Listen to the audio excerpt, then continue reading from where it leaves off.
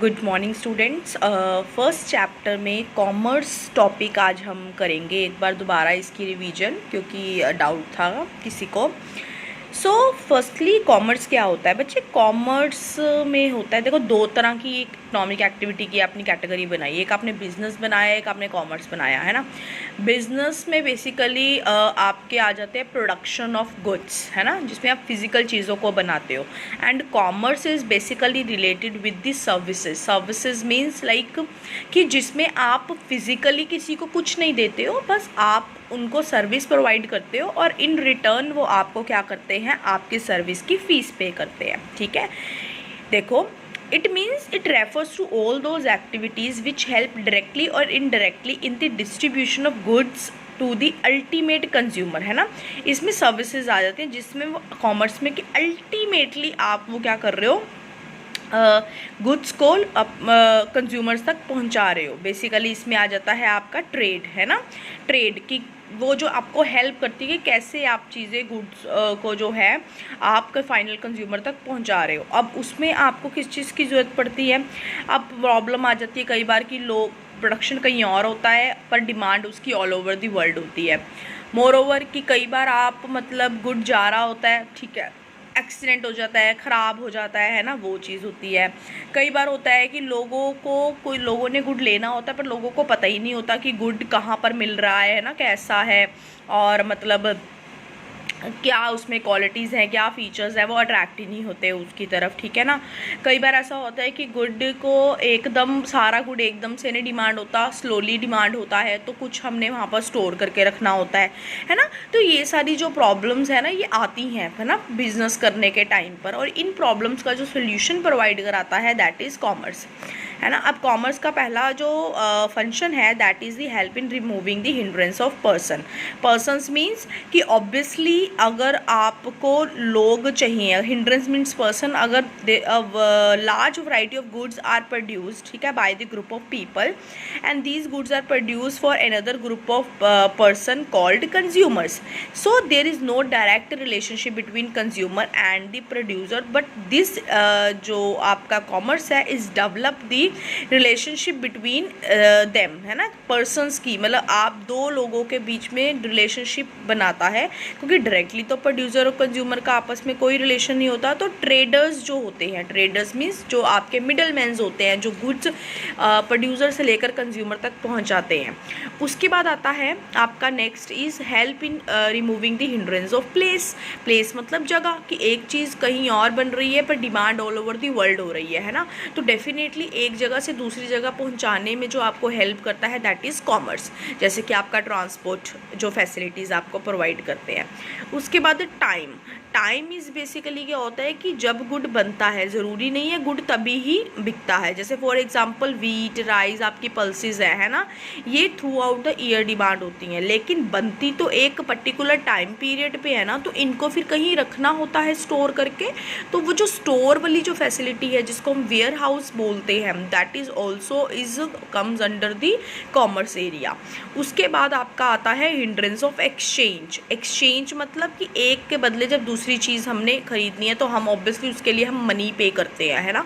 जो मनी पे करता है, कई बार लोग कैश पे करते हैं, कई बार थ्रू बैंक्स करते हैं। आप लोगों ने भी देखा होगा ऑनलाइन जब आप शॉपिंग करते हो, आप लोग बैठे फगवाड़ा में हो, बट आप कोई चीज़ अगर पसंद कर रहे हो, वो चीज़ में भी कहीं पुणे की है, दिल्ली की है, या मे भी कहीं और एरिया की है, तो आप वहाँ पर आप ऑनलाइन पेमेंट करते हो, फिजिकली तो वहाँ नहीं जाते हो ना कि हाँ भी।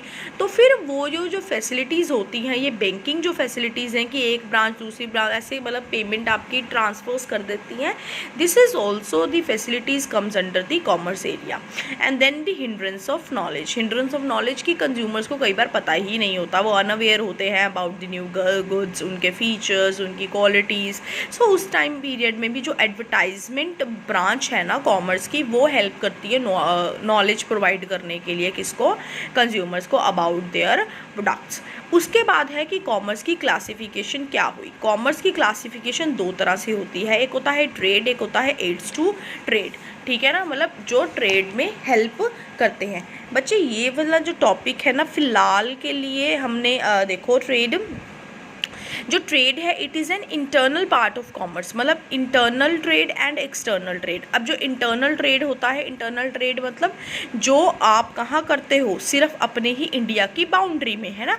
इंटरनल ट्रेड जैसे कि होलसेलर और रिटेलर हो गए। अब होलसेलर क्या करते हैं, होलसेलर जैसे चीज़ मैन्युफैक्चर ने होलसेलर को दी, होलसेलर ने रिटेलर को दी, रिटेलर आगे जाके किसको देते हैं, कस्टमर्स को प्रोवाइड करते हैं। और रिटेलर वाला क्या होता है, buying and selling of goods and services small quality. Obviously wholesaler जो है वो बल्क में चीज़ें खरीदते हैं, बट जो रिटेलर होता है वो क्या करता है, नॉर्मल थोड़ी क्वांटिटी में खरीदता है, कंज्यूमर्स को देता है, फिर जब खत्म होती है होलसेलर से दोबारा मंगवा लेता है ना। तो ये वाला टाइप वाला जो ट्रेड है, ट्रेड मतलब चीज़ें एक जगह से दूसरी जगह पे जाना, बाइंग एंड सेलिंग होना, ठीक है, in the boundary of the your country, है ना, कंट्री के अंदर अंदर ही, आउटर नहीं, उसको बोलते हैं हम इंटरनल ट्रेड। एक्सटर्नल ट्रेड होता है बच्चे आपका जब आप एक्सपोर्ट इंपोर्ट करते हो, बाहर के एरियाज़ में जाते हो आप, मतलब करने इंटरनेशनल लेवल की अगर हम बात की जाए, जैसे कि एक्सपोर्ट हो गया, इंपोर्ट हो गया और इंटरपोर्ट हो गया। एक्सपोर्ट आपको पता ही है, चीज़ों को बेचना, ठीक है ना, आउटर कंट्री में। इंपोर्ट बाहर से चीज़ें खरीदना, ठीक है ना। पर इंटरपोर्ट क्या होता है कि एक कंट्री गुड्स को खरीदती है दूसरी जगह पे बेचने के लिए। जैसे देखो, it refers to import of goods for the purpose of export. जैसे सपोज मैं इंडिया हूँ, मेरे से इंडिया से अगर अमेरिका या ऑस्ट्रेलिया ने कोई चीज़ खरीदी, मतलब मुझसे क्या किया, इंपोर्ट किया, और ऑस्ट्रेलिया ने आगे ही वो चीज़ एक्सपोर्ट करनी थी किसको, अमेरिका को। तो जब ऐसा वाली कंडीशन होती है तो उसको क्या बोलते हैं, हम इंटरपोर्ट बोलते हैं, राइट। इंटरनल ट्रेड और एक्सटर्नल ट्रेड का मीनिंग क्लियर हो गया आप लोगों को। उसके बाद आपका आता है एड्स एंड एक्सटेरियंस टू ट्रेड। अब ट्रेड में हमें कौन सी चीज़ें हेल्प करती हैं, इसके पार्ट्स क्या होते हैं, है ना। बेसिकली जब हमने ट्रेड पढ़ लिया कि ट्रेड क्या होता है, buying and selling of goods और सर्विसेज, हमने कॉमर्स के बारे में इसके फंक्शंस पढ़ लिए कि हमें हेल्प किस चीज़ में करता है, कि अगर प्लेस की कोई एक हिंड्रेंस हो, पर्सनस की हिंड्रेंस हो, नॉलेज की हिंड्रेंस हो, है ना, वो चीज़ों में हमारा सब कॉमर्स हेल्प करता है। अब ये बात आती है कि अब इसमें कॉमर्स में आता क्या क्या है। कॉमर्स में पहला तो आता है your transport and communication. Transports like मतलब जो आपके लाइक जो भी व्हीकल आप यूज़ कर रहे हो, जो भी ट्रांसपोर्ट आप यूज़ कर रहे हो, डजंट मीन कि ट्रक्स ही हैं इसमें, कुछ भी ट्रेन्स में जाता है, कई बार शिप्स में जाता है, एयरप्लेन में जाता है, बहुत जगह पर होता है कि डिफरेंट टाइप्स ऑफ ट्रांसपोर्ट जो हैं वो यूज़ होते हैं। तो बेसिकली ट्रांसपोर्ट, ठीक है, एक जगह से दूसरी जगह पे चीज़ पहुंचाने वाले को। और उसके बाद आपका आता है कम्युनिकेशन। कम्युनिकेशन एरिया लाइक आप मोबाइल सर्विसेज लेते हो, फैक्स करते हो, इंटरनेट यूज़ करते हो, पोस्टल सर्विसेज यूज़ करते हो, जिनसे आप उनको मतलब कई बार आप फिजिकल, ऑब्वियसली वहाँ पे आप वो भी जब हम पोस्ट भी करते हैं तो दैट इज़ ऑल्सो कि आप नॉलेज एक तरह से बता रहे हो और उनको आप एक्सचेंज कर रहे हो। तो वो जो सारी जो एरियाज़, जो सारे बिजनेसेस हैं ना पोस्टल सर्विसेज वाले, आपके इंटरनेट के थ्रू जब आप कम्युनिकेशन करते हो, that is the part of the commerce only. उसके बाद banking and finance, obviously banks is also the part, क्योंकि अभी मैंने आपको पीछे पढ़ाया कि अगर आपको जैसे पेमेंट्स वगैरह हो गया, कई बार आप बड़े बड़े बिजनेसमैन होते हैं, वो क्या करते हैं, वो एक जगह पर मतलब पेमेंट डालते हैं, दूसरी जगह पहुँचती है, ट्रांजेक्शन्स घूमती हैं, बहुत सारी ऐसी और फैसिलिटीज़ होती हैं जो आपको बैंक्स वाले प्रोवाइड करते हैं। जैसे bank help the businessman to overcome the problem of funds, है ना, पैसे फाइनेंस कर प्रोवाइड करती है उनको, उनके काम को रुकने नहीं देती है, उनके प्रोडक्शन को रुकने नहीं देती है,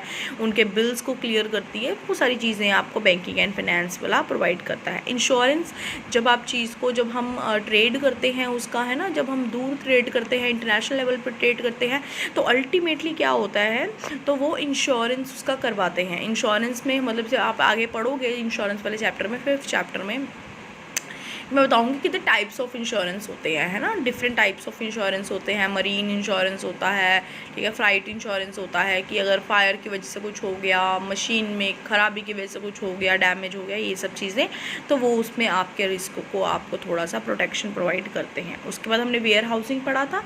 वेयर हाउसिंग इज़ बेसिकली जहाँ पर हम चीज़ों को स्टोर कर लेते हैं जब तक उनकी डिमांड नहीं होती, क्योंकि हमें पता है कि एक चीज़ की बिल्कुल जो प्रोडक्शन है, कई बार कुछ चीज़ों की एक टाइम पीरियड पे होती है, लेकिन उसकी जो डिमांड है वो थ्रू आउट दी क्या होती रहती है, आपकी थ्रू आउट दी ईयर होती है।